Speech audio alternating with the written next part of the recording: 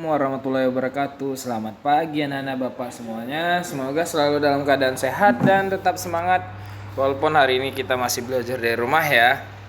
Nah, tetap jaga kesehatan dan patuhi protokol kesehatan ya. Selalu gunakan masker dan makan makanan yang bergizi dan hindari kerumunan. Nah, menjaga kebersihan adalah hal yang paling penting serta merawat bagian-bagian tubuhmu. Nah, baiklah. Kita lanjutkan pembelajaran kita di pembelajaran kelima pada subtema 3 ini. Jadi pada hari Rabu insya Allah kita akan ulangan, nanti soalnya akan Pak Teddy kirimkan. Oke. Nah, baiklah, di sini ada materi kita di pembelajaran kelima. Yuk kita perhatikan bersama-sama ya. Lani dan Ayah masih berada di tempat produksi gerabah. Ada satu yang menarik perhatian Lani. Lani pun mencoba mencari tahu. Kak, bentuk gerabahnya unik sekali. Gerabah ini berbeda dari yang lainnya, ujar Lani penasaran. Oh iya Dik, gerabah ini sengaja dibuat berbeda dengan bentuk yang tidak biasa, jawab Kak Saleh pengrajin gerabah. Kalau tidak salah bentuknya mirip piala. Di atasnya ada berbentuk bola, tebak Lani.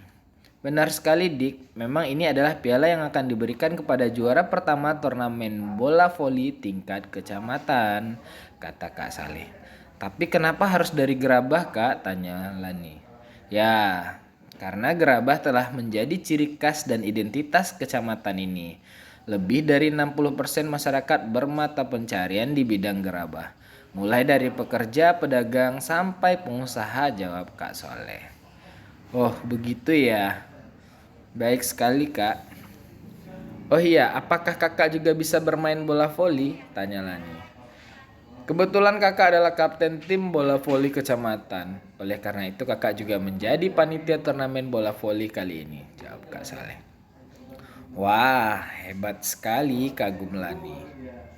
Berarti kakak selalu menyiapkan kondisi tubuh jika sewaktu-waktu harus ikut bermain bola voli, tanya Lani.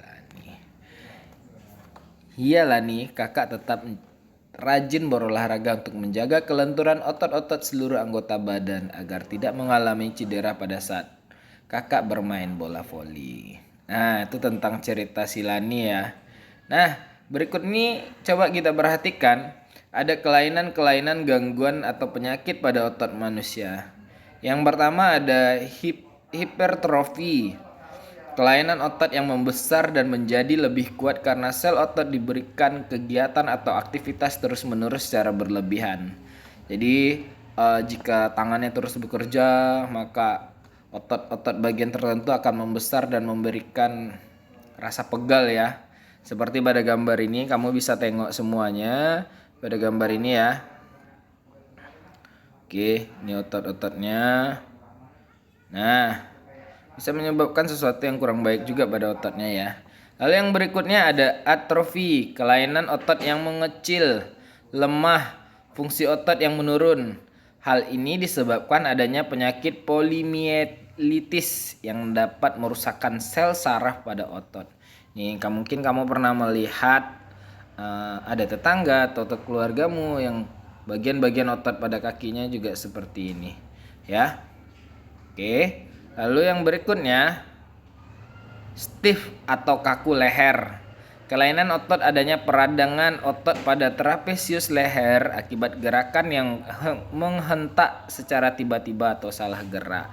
Nah, mungkin kamu pernah merasakan sakit pada bagian otot lehermu seperti ini, atau di bagian lehermu sangat sakit pegal ketika dimiringkan, itu namanya kaku leher ya.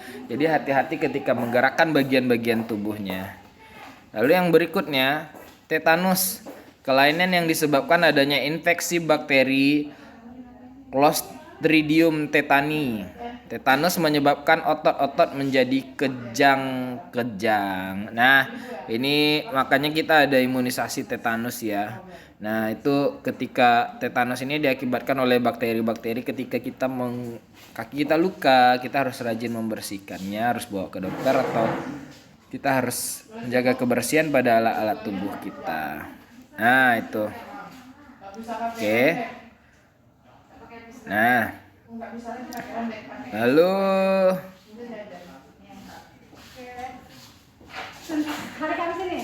Nah, kita baca teks berikut ini ya. Salah bantal. Sudah 2 hari ini leherku sakit, kepalaku tidak bisa menengok ke arah kanan secara lurus atau belakang. Setahuku ini penyakit salah bantal.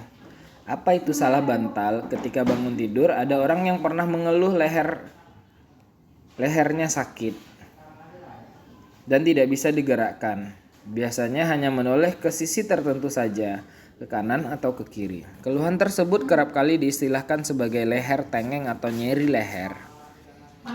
Menurut Dr. Melia Waryanto, spesialis salah bantal adalah suatu penyakit yang sering terjadi pada saat bangun tidur di mana leher terasa kaku dan tidak bisa digerakkan ke kanan dan ke kiri. Penyakit ini sebenarnya disebut dengan torticollis. Tengeng atau torticollis adalah penyakit di mana posisi dagu tidak sejajar dengan tulang pada bagian atas dan depan.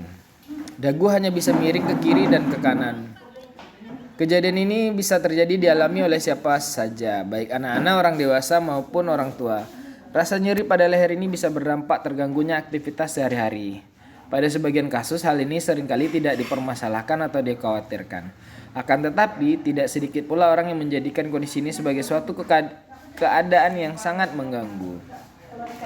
Penyebab torticollis adalah salah posisi tidur, bantal yang terlalu tinggi, bantal yang kaku, sehingga pundak menjadi pegal dan kaku, leher terkilir, tengkuk leher terpapar angin dan dingin. Selain itu juga disebabkan oleh cedera atau terkilir pada otot leher, tulang rawan, sendi, dan rematisme otot leher.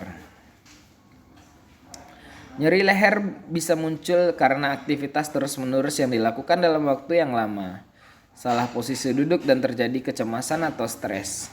Oleh karena itu kita harus selalu memperhatikan aktivitas yang kita lakukan sehari-hari. Kita juga harus berhati-hati dalam melakukan gerakan yang memanfaatkan kerja otot tulang. Semua orang bisa mengalami nyeri. Hal ini disebabkan karena postur tubuh manusia yang berjalan tegak lurus. Posisi kepala di atas ditunjang oleh otot-otot leher dan tulang belakang. Jika otot-otot penyangga kepala tidak kuat dan tidak berada dalam posisi yang baik, maka bagian atas dari tulang belakang akan mudah tertarik dan menimbulkan nyeri. Penyakit ini juga dapat memberikan gejala seperti sakit kepala dan rasa aneh saat menggerakkan kepala. Apabila sudah terkena salah bantal, sebaiknya segera diobati dengan cara dipijat. Namun dalam memijat harus dilakukan secara berhati-hati, jangan sampai menimbulkan masalah lain seperti salah urat. Pengobatan ini harus dilakukan agar tidak mengganggu aktivitas sehari-hari. Selain dengan memijat, sakit nyeri pada otot leher dan gejala leher dan otot-otot pada bagian tubuh lainnya dapat diobati dengan menggunakan obat-obatan khusus untuk otot. Banyak macam jenis obat atau sakit otot. Ada obat alami, ada pula obat kimia. Kita harus juga dapat melakukan perawatan sendiri di rumah. Misalnya dengan mengompres, menempelkan koyo hangat, dan mandi air hangat. Bagaimana cara terhindar dari penyakit salah bantal? Caranya sebagai berikut. 1. Posisi tidur harus nyaman. Jangan menggunakan bantal yang terlalu tinggi dan keras. 3. Jangan tidur dengan memakai kipas angin yang langsung menghadap ke tubuh. Pada saat tidur sebaiknya tidak satu posisi saja, bisa miring atau terlentang. Tidur jangan di atas kasur yang keras. Nah, jadi tugasmu untuk hari ini adalah menentukan ide pokok dari bacaan tersebut ya. Nah, di bawah ini kamu juga bisa baca ciri-ciri dari komik. Ya. Nah, tuh, tugasmu hari ini pembelajaran kita sampai di sini, mencari ide pokok dari bacaan salah bantal tadi ya. Kamu bisa lihat di buku tematikmu. Oke, terima kasih. Selamat belajar di rumah. Jika ada yang kurang paham silakan hubungi Pak Teddy ya. Dan yang belum mengambil buku latihannya di sekolah silakan diambil. Oke, assalamualaikum warahmatullahi wabarakatuh.